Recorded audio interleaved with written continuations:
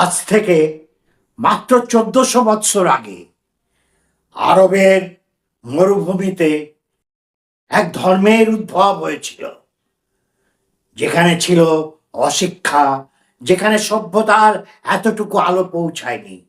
সেখানে যে ধর্মের জন্ম হলো, সেই ধর্ম এই অল্প সময়ের ভিতর পৃথিবীর দ্বিতীয় বৃহত্তম ধর্মে পরিণত হলো। পৃথিবীর সমস্ত প্রান্ত থেকে অবহেলিত, দলিত, বঞ্চিত, অত্যাচারিত মানুষ দলে দলে সেই ধর্মের পতাকা তলে জড়ো হলো। কিসের শক্তিতে, সেটা আজকে আমরা একটু দেখব। আমরা তাচ্ছিল্যের স্বরে বলি, সেই ধর্ম মানে ইসলাম ধর্ম হচ্ছে হিংসতার ধর্ম, টেররিজমের ধর্ম। কিন্তু তার যে মূল শক্তি, সেটাকে আমরা একটু দেখবো আজকে।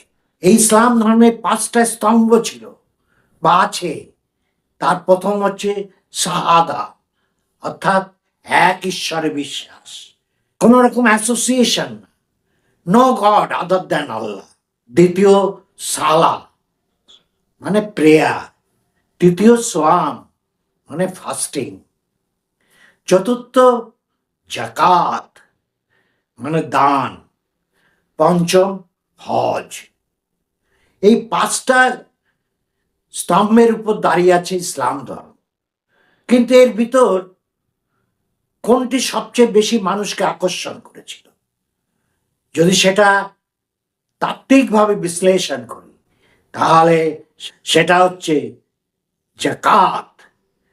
যেখানে বলা হয়েছে যে ধনী দরিদ্রের কোনো ব্যবধান থাকবে না, সম্পদ সকলের জন্যে, সমাজের সম্পদ রিডিস্ট্রিবিউশন হবে।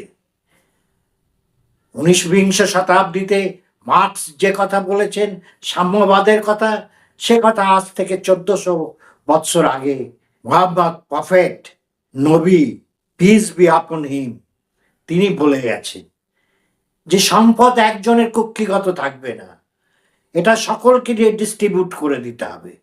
এই অর্থনৈতিক ধারণাই দলিত, অত্যাচারিত, বঞ্চিত মানুষকে পৃথিবীর সমস্ত প্রান্ত থেকে জড়ো করেছিল ইসলামের পতাকা তলে। এটাই হচ্ছে ইসলামের সবচেয়ে বড় শক্তি। কিন্তু ভ্রান্ত ধারণা, মোল্লা মৌলবীরা এটাকে বেশি গুরুত্ব দিতে চান না। তারা গুরুত্ব দিতে চান শাহাদা, অর্থাৎ শিরক থাকবে না, কোন রকম সাবস্টিটিউট গডের থাকবে না, এই ধারণাকে।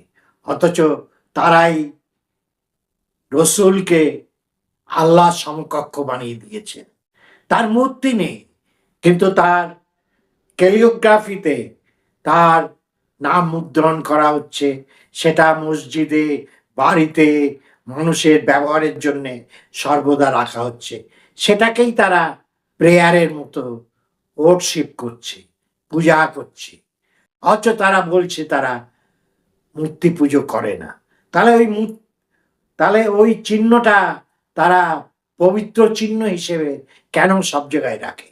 আজকে আমরা এই শিরক নিয়ে বেশি কথা বলতে চাই না। এটা মোল্লা মৌলবীরা গুরুত্ব দেয় এটাকেই।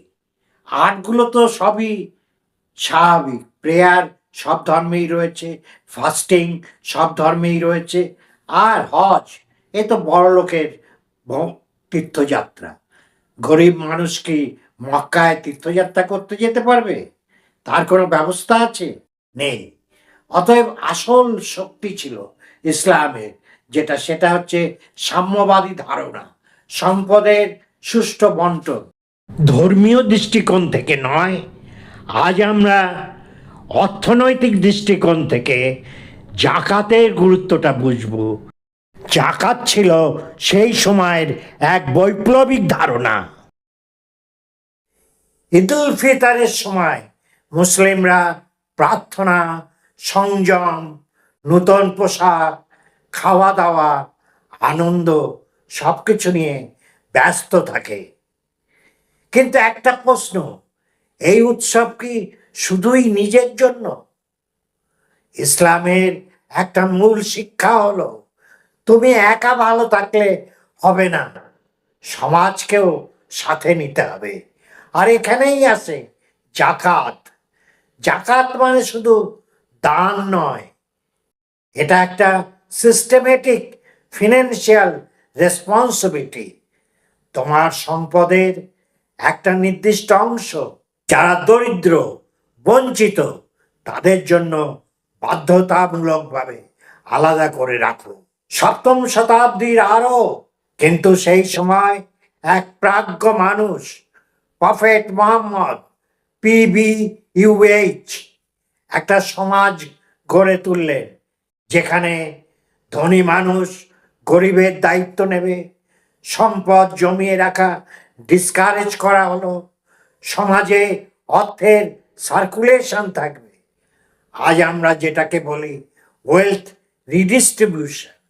আর মজার বিষয় হলো, অনেক পরে কার্ল মার্কস ইনইকুয়ালিটি বা সাম্যবাদ নিয়ে কথা বলেছেন, কিন্তু প্র্যাকটিক্যাল ইমপ্লিমেন্টেশন তার অনেক আগেই আরবে শুরু হয়েছে।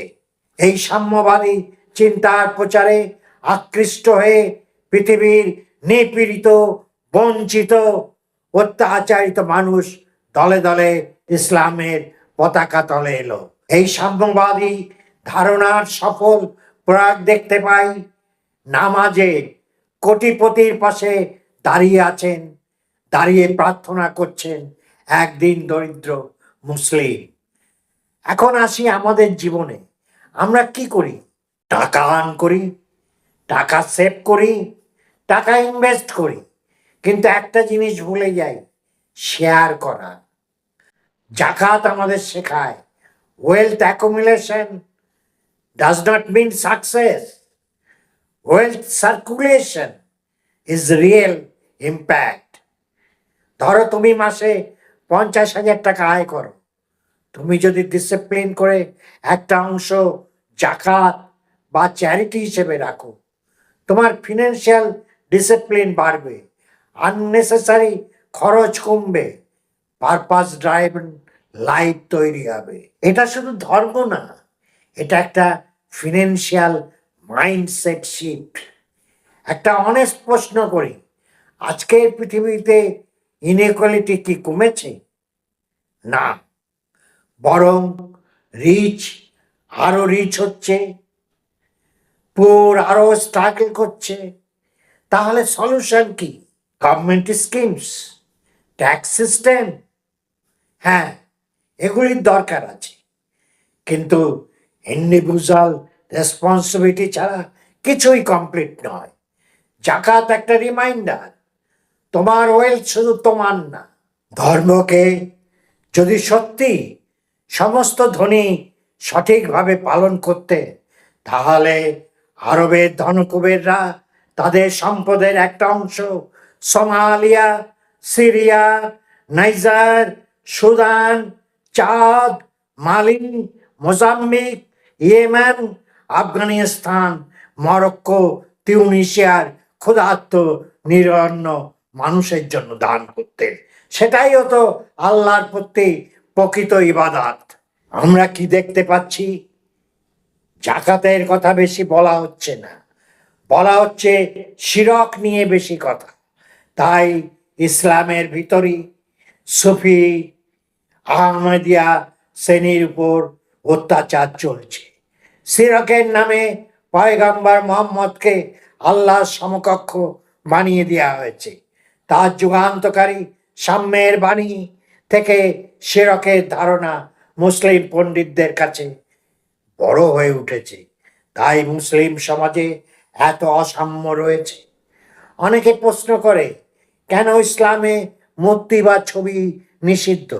কারণ মূল ফোকাস ছিল ব্যক্তি না, নীতি, আদর্শ, পার্সোনালিটি ওয়ার্শিপ না, প্রিন্সিপাল বেসড সিস্টেম।